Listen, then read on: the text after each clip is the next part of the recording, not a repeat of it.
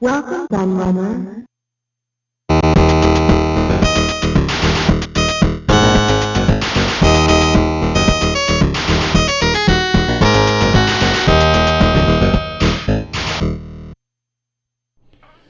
Hello everybody, Kieran aka The Alert here, and I'm back with a new hardware review for you. And I haven't done a kind of, I say proper hardware review, but it's, an old system in quite a while now actually, because most of the recent hardware reviews I've been doing have been for like plug and play consoles and stuff like that, and those little arcade machines and all those kind of things.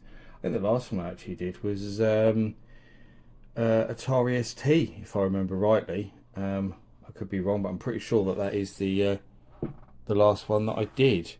But yeah, as you can already see, this one is going to be Commodore 64. Now, I have said on the channel before that I don't generally do hardware reviews for like the really mainstream systems, which is why I've never done the NES, for example, on my channel.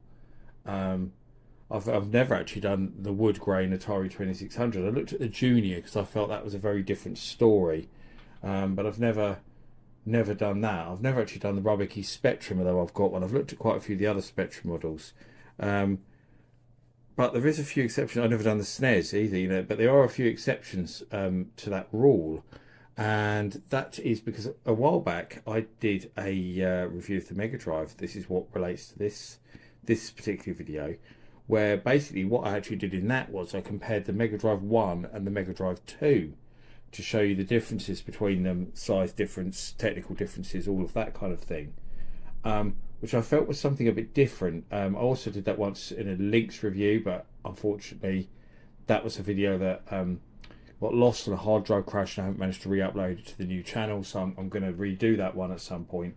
That's on my list to redo, a one that compares the Lynx 1 and 2. Trying to think, there was another one that I did that I've done it in the Spectrum videos actually. I have shown the differences between the different ones. But yes, I have done some sort of kind of stuff like this before. Master System was the other one I did. I did one that compared to Master System 1 and 2. That's right. I was trying to think what the other one I did was. And people seem to like those. And so we're doing the kind of the same thing today with the Commodore 64, because you might remember that ages back, because I did post about it quite a bit on the channel, I picked up a massive lot of Commodore 64 stuff. I don't even know how long ago it was now. It was last year, I think, when I got it. Absolutely huge lot. It had hundreds of games. I mean, we're probably talking 300-400 games probably with it. A Commodore C64c, as you can see here, an original Commodore 64, 3 cassette decks. I don't know why 3. I'm guessing that 2 of them are faulty. I don't know. Various joysticks and other add-ons. Annoyingly, there was actually some stuff from the C64GS in there. There was the user manual, there was the joystick, there was the cartridges, except for the C64GS console. And I did ask the guy I got it from, and he said he definitely had one, but he didn't know what had happened to it. And if he found it, he would let me know. So absolute bummer that was, that he didn't actually have the C64GS console, because that would have been a great thing to have had in the collection, because they are really rare. That was a terrible console, but that's why they're really rare, because there was so little of them sold. But there we go. So I mean, right here, we'll get back to the subject matter at hand, which is actually doing this. But yeah, these were part of that lot.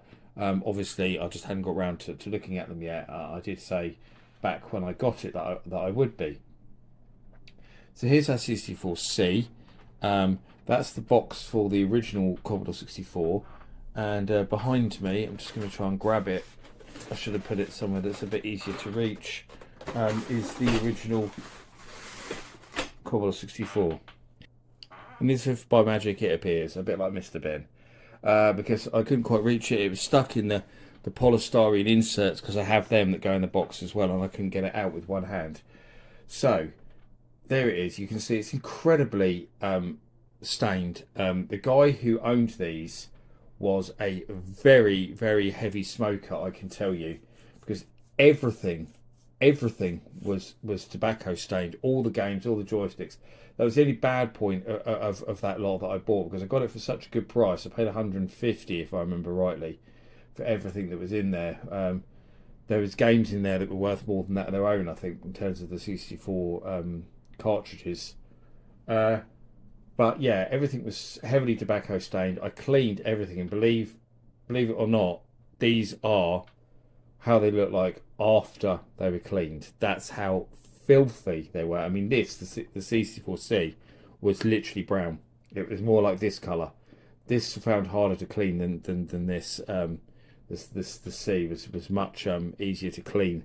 But yeah, absolute nightmare, and getting rid of the stench as well. I mean, I left everything outside in the sun for ages as well, to try and bleach it a bit more and get rid of some of the staining, which didn't help much. I did a little bit with the C, inconsistently, but not so much with the original one. And the games and everything, aired them. I mean, I sprayed them with all sorts of different things to try and get rid of the smell. I did remove it somewhat. I mean, it was so bad that we had it in the car, and my wife was coughing just from having the box in the car, because the stench of the smoke was so bad. Okay, so sorry if there's another jump there. There was bin men outside, and they were making a lot of noise, and I was hoping that I didn't want the video to pick it up, so I paused it very briefly while they got on with their stuff. So as I say, I have an original 64 and the 64c, the later model. There seems to be a lot of contention over what the C stands for, whether it's compact or just standing for Commodore or what. There seems to be different theories. I couldn't find an official answer, so if you know better than me, please let me know, because I couldn't find a definitive answer. But it also seems that the Commodore 64c was known under a different name in Germany. It was known as the C64-2, which are kind of, I suppose, makes more sense in many ways, with it being the second model. But yes, the original one, as well as being obviously could be called the original, most people fondly refer to it as the bread box, because when it's, especially when it's on its side like this, it looks a bit like an old school not bread box, bread bin. What am I talking about? Looks like an old school bread bin. You put your bread in. Not as tall, but it certainly has some similarities with the design of a bread bin. I'll have to say that I don't like the design of the original 64, which is actually just really the same design as the VIC-20. They just copied it over. They didn't bother creating a new design, and indeed the Commodore 16 uses pretty much the same design as well. Just the Commodore 16s were black, but yeah, they certainly were quite lazy with their designs, especially in those early years Commodore. Whereas I much prefer the looks of the 64C, which of course was designed to closer look like the Commodore 128.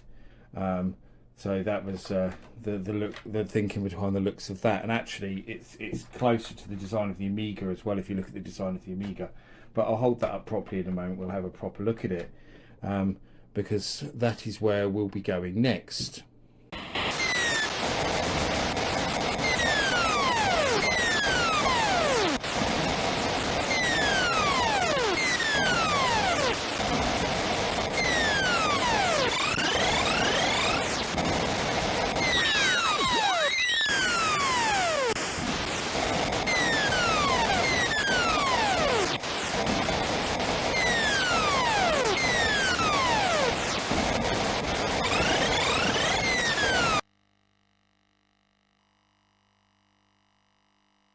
So the 64, the original one.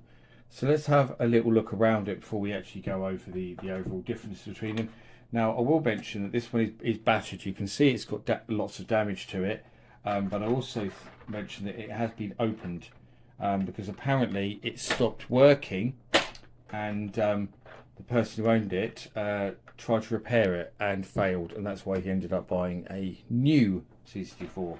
So it also has a loose key up here that keeps coming off as well, annoying me. But apart from that, all the keys are actually fine.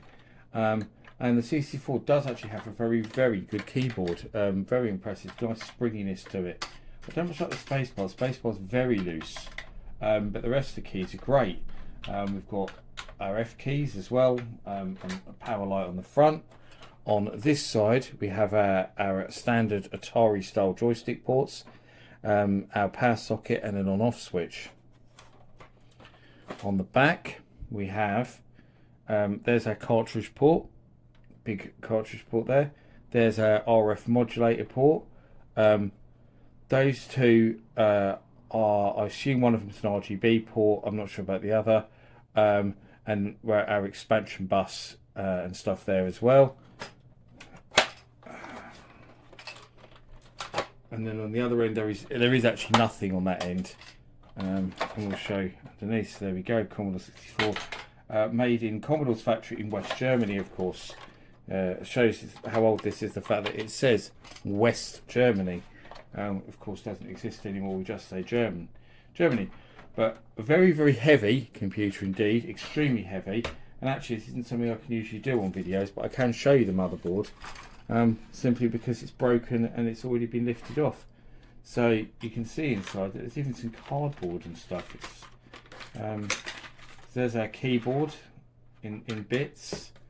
So rather than metal shielding like a lot of computers used back then, Commodore just used some kind of weird cardboard. There's some wires hanging out. There's our motherboard, including those famous MOS chips like the SID, the 6502 processor, obviously, all the MOS technology chips that, of course, Commodore took over MOS precisely for that reason, so they had their own chip supplier. So we can see all of that in there, and you'll see this one says that it was made in 1984. So it's a fairly early model actually, because the first obviously ones were 83. So as far as obviously it was released in America first, but as far as pound models goes, quite an early one. So I've got quite an early example here. Whether it could be repaired or not, I don't know, but I'm going to get it out of the way for a minute. That key's just fallen off again, so I'll have to try and find that now because it's just rolled across the floor somewhere. And under my desk, of course, are all the places it could roll. Oh, I've still got the keyboard there, but get rid of that as well. So that one would have come with, I've got the joystick here, so I can show you that actually, the joystick it would have come with, which I did look at in another video, so I did a video looking at loads of different joysticks. I'll link that in the comments actually if you're interested, because obviously there are a lot of those joysticks worked with the Commodore 64. But this little thing that's all been bitten around the top, like you often see with Atari joysticks. And in fact, actually, it's worth mentioning here that there is an older joystick for the Commodore 64 that looks exactly like an Atari joystick, but it's the same colour as the Commodore 64 with the same rubber shaft. I'm guessing they had to withdraw those and stop making them because they literally just ripped off Atari, and they probably would have got sued for ripping off the design because the design was patented, of course. Atari patented everything. So I'm not sure if Commodore ever did get in trouble for that, but they certainly should have, because it's very blatant. I'm going to put an image of it on the screen so you can see it. But so this horrible little, this tiny little thing, one button joystick. I mean, I've got very small hands for a bloke, to be honest, which is a nightmare because I used to be a semi-professional footballer and I played in goal, and I always used to struggle to find gloves that fitted me because they were always too big. But there we go. And even I find this joystick too small with my small hands, so it's almost like it was designed for young children or something. Really not a good joystick. So let's move on to the C. So here we go. There is our Commodore 64c. So you can see it a bit better. As I say, it is a bit dirty. I did clean it up quite a lot actually. Compared to how it was, so it does look a lot better than the other one. I think the case was easier to get when they got the sunlight on it. I think it was easier to bleach than the older one, which is probably, I think the nicotine on the older 64 was so set in over years of grime that it was just almost impossible to remove. I mean, every time you wipe it, even if you wipe it now after excessive cleaning, you still get, you know, dirty tissue if you just gave it a quick wipe because it's got so much nicotine on it. Awful, disgusting, really. But this one is a little bit better shape. I could probably get it cleaned up more, I think, if I took all the case apart and did it that way and washed the case separately on its own. I think I'll probably get it quite a bit cleaner, but at least it looks fairly acceptable for this video, I suppose. Seems like everything's trying to annoy me today because I've just had to pause the video again because a load of police cars started flying past. Oh dear. Right, we'll get there in the end. So here is our C64c, as I say, based on the design of the Commodore 128, and obviously has certain similarities with the Amiga as well. Apparently the keyboard is identical. They just, it was the same molds and everything, they just did it in a different colour, and if you look at them closely you can see that. But it does, obviously they did use a different typeface on the keys as well, because you'll see now like the graphic images for like using in BASIC and stuff, and now underneath the letters, a bit like you had more on the Spectrum. Whereas on the Breadbin, they're on the bottom of the keys on the front. So as if you're looking at it, so they printed everything on the tops of the keys on this one. I'm guessing it has a different profile, but there's nothing on those sides of the keys on this one, as you've probably seen. But apart from that, the keyboard setup is exactly the same. The power light is now over here on the left. The joystick ports are still in the same place, as is the power supply and the switch. Nothing on the other side still. And then on the back we have Commodore UK, checked by Adam English on the 7th of the 9th 92, it says there. Gosh, this is a really late Commodore 64 then, if it's from 92. So I've got an early Breadbin and I've got a late C64c, and it does actually say on that, I'm not sure why that shows up because it's so reflective, but it does actually say C64c on there, made in China. It's no longer made in Germany. Warranty seal has been broken, so it has been opened at some point then for some reason. I'm not sure why, but this does work. This works perfectly. I've tried it. More sirens coming past. I hope the camera didn't pick them up because it caught me by surprise somewhat. Yeah, that's our C64c.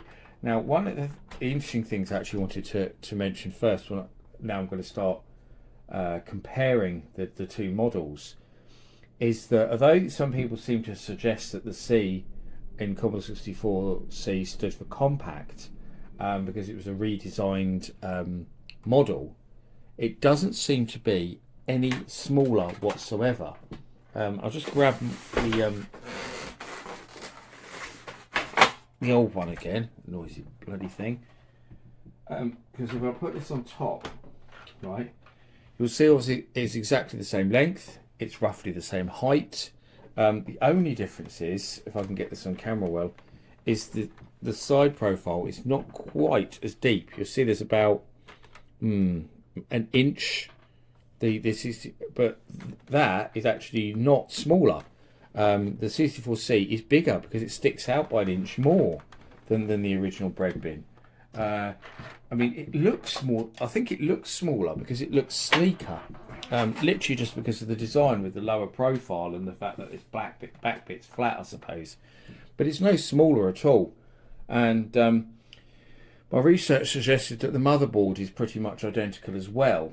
But there are a couple of small differences. One difference is that the C64c has a different SID chip. This is the most important difference of all, apparently, and it's an annoyance for a lot of people because apparently the SID chip that's in most of these isn't as good as the one that's in the original Breadbins, and apparently it has a volume control issue, especially if it's playing sampled sounds. They come out too quiet on this. Although apparently there is a way you can mod it to make it sound better, so there is that option. But yeah, it's interesting that you used a different and lower quality version of the SID chip in the 64c. Very strange indeed. That makes the Breadbins a lot more sought after apparently, or some people actually even just swap they get old unworking Breadbins and they swap the SID chips over. That's what some people do. And also, just go back to the back for a minute, where we've got our same things with our the actual marked here, cassette user port. So these two weren't marked. I said one of them was RGB, didn't I? Video, yeah, off the monitor. That was a serial port, of course. There we go. I couldn't remember what that was. Expansion port there, which is of course cartridge port, but they've labelled it expansion port, strangely. But there we go. So we've got our setup here, but because it's not exactly the same as the older one, I'll grab that again.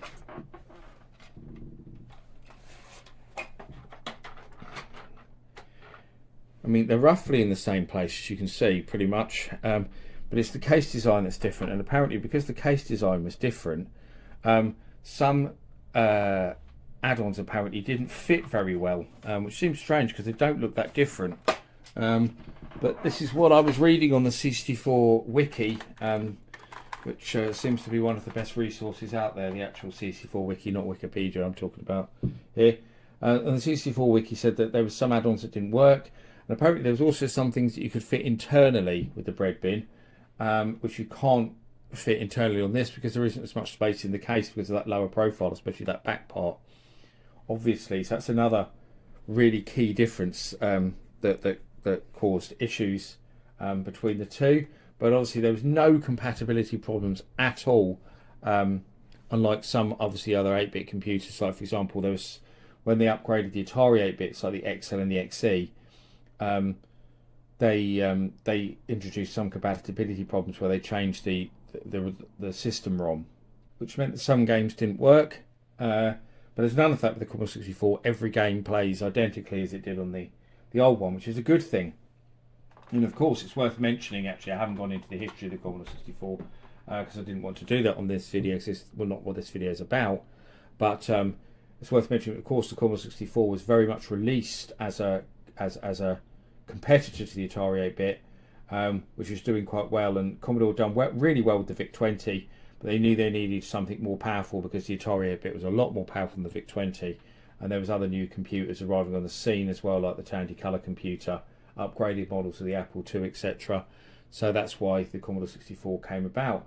But of course, then it went on to rule the market completely, becoming the world's best-selling computer for a lot of reasons, really. I mean, it was a lot cheaper to build than the Atari 8-bit. The Commodore 64 had less custom chips.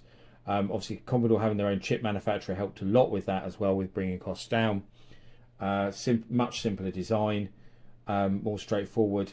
And also because Commodore engaged in a big price-cutting war as well and undercut everyone as a Jack Tramiel thing. Very much so. I talk about it a lot actually in my TI-99 video that I did, the Commodore Texas Instruments price war, which was key. Atari never really got involved in it. They stayed well out of it, and probably good reason so, because Commodore pretty much ended up putting TI out of the computer business completely by the price cuts they did with the VIC-20 and the Commodore 64. So their aggressive pricing and very good marketing as well made it sell well everywhere, particularly in America. Obviously it sold very well. It sold very well in the UK. It sold very well across Europe, Germany very well, because Commodore had a strong base in Germany. And Italy was huge for Commodore. Commodore were the best selling computer brand in Italy, hence why there is actually Italian text on the box, because it's sold so well in Italy.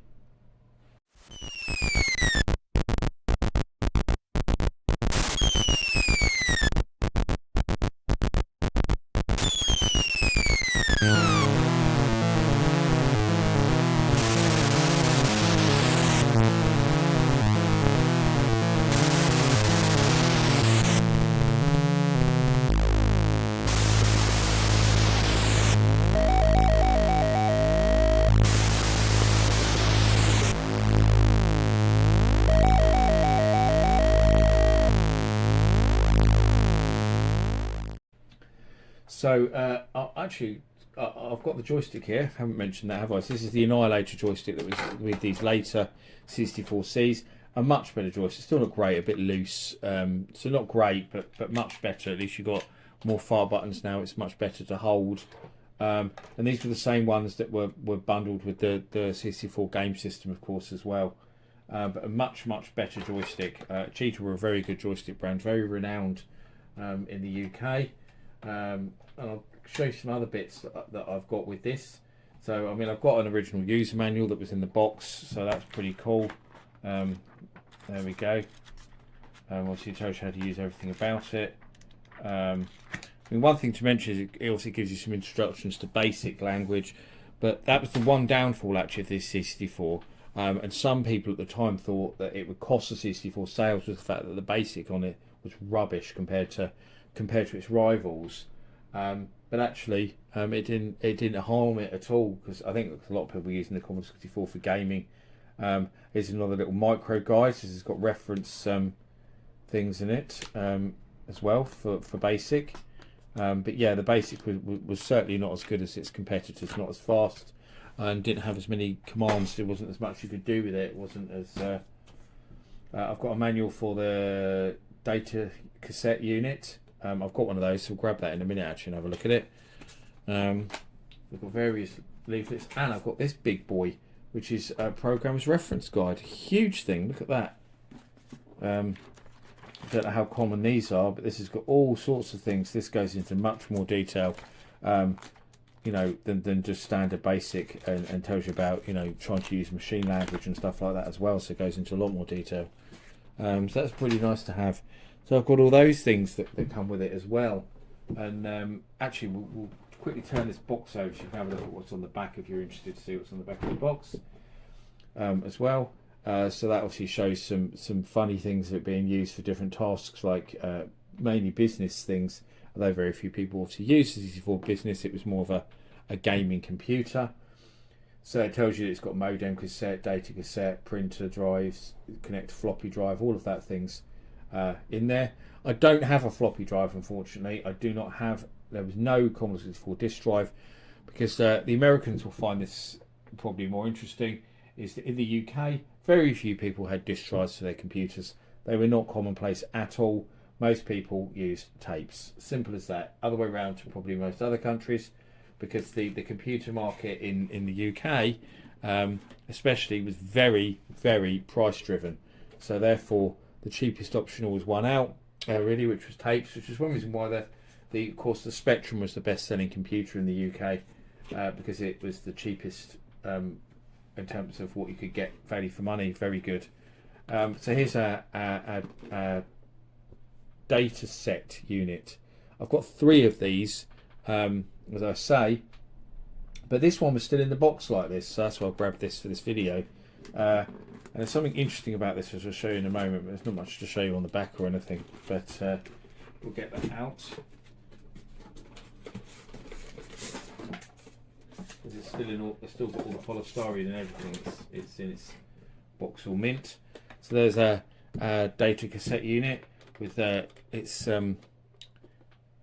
tape counter, very useful, and obviously all the usual things. So that light comes on when you save. You've got record, play, rewind, fast forward, stop, eject.